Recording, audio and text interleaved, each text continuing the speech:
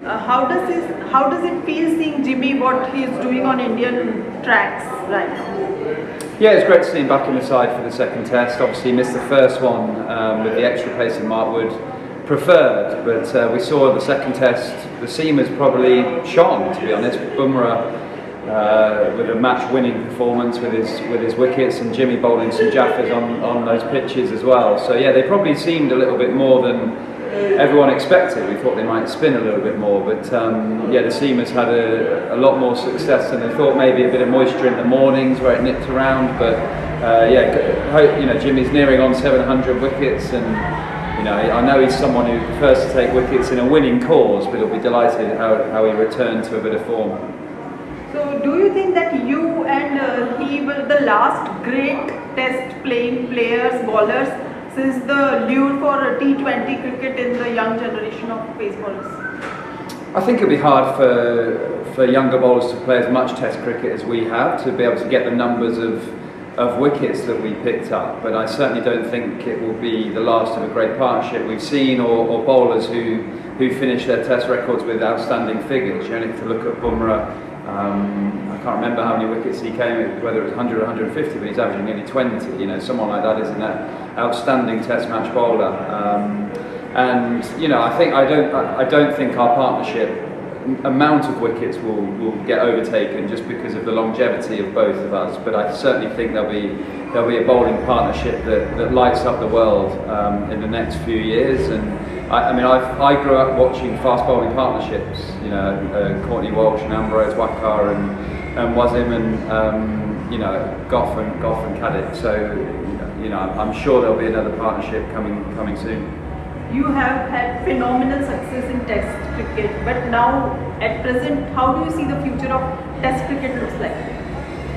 Well, I think the drama of Test match cricket is unmatched. I think it's a wonderful spectacle. Watching the Test match from Hyderabad, where England were chasing the win and the West Indies beat Australia at the Gabba, that was just spectacular Test match cricket. I think there's a lot of T20 leagues out there now, and numerous number of World Cups that come around, so the scheduling is difficult to fit that in, but I could certainly see a period where you had a window for Test match cricket where all nations were playing at the same time, and kids could stream it on their phones and watch the highlights and catch up with how India are getting on, and then you flip over to see how South Africa are getting on, because I really enjoyed that feeling of watching the West Indies and England at the same time, and they weren't playing against each other, I think there's probably scope for a schedule where you create a window for Test match cricket where there isn't T20 formats, and then you get the best players in the world playing at all times.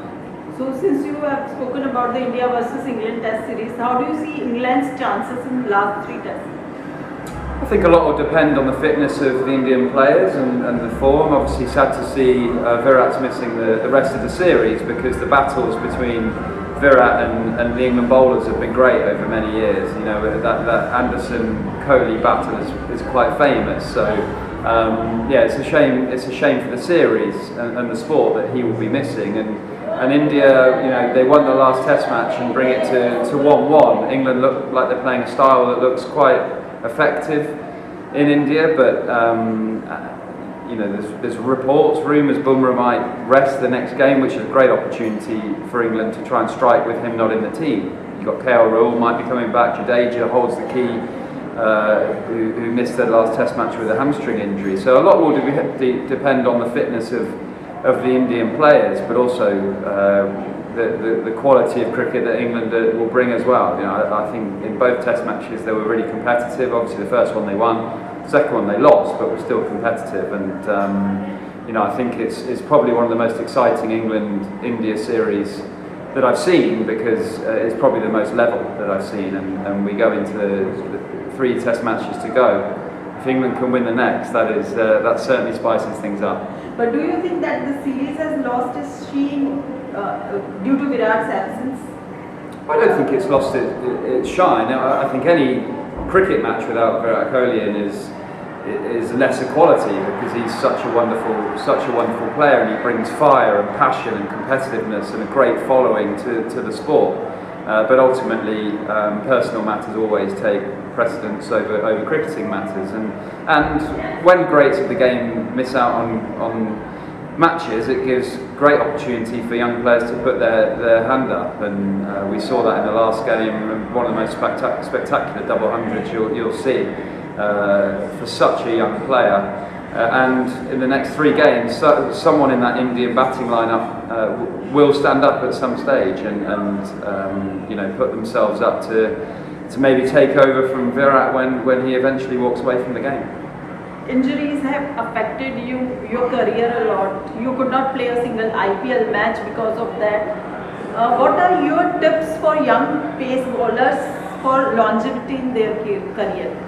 Yeah, I think as early as you can, find out what works for you in the gym. Not every single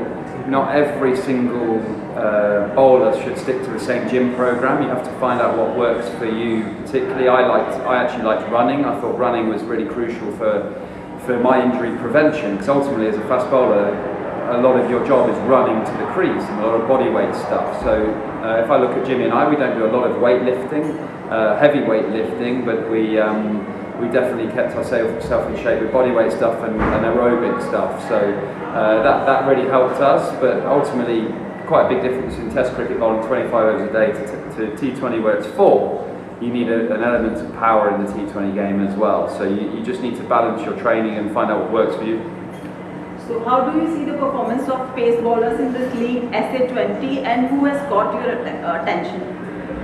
Yeah, I mean, South Africa's a wonderful place to bowl fast, and South Africa had a great history of fast bowlers, and the Betway SA20 has been a highlight of that again. Obviously, the Sunrisers have had the leading wicket takers in Marco Jansen, I think, is a superb cricketer, Bartman and Worrell. But actually, it's Andre Berger for me at JSK, the Super Kings, left arm, 144 k's an hour. Aggressive, gets into the battle. He's someone that I'll keep my eye on for a long time, because he's got all the attributes not only to be a great T20 bowler but also a Test match bowler as well. My final question is, are we going to see you in IPL in a different capacity in future? Potentially, yes. I don't know. I think I'm going to go over to India for a bit of media work at the start of this year's IPL, which will be great. My first experience of being in India when the matches are going on, and you know, I think every cricketer's dream and every cricket fan's dream is to be in the Wankhede Stadium for an IPL game when the Mumbai Indians are firing on all cylinders. So hopefully I'll be lucky enough to experience that.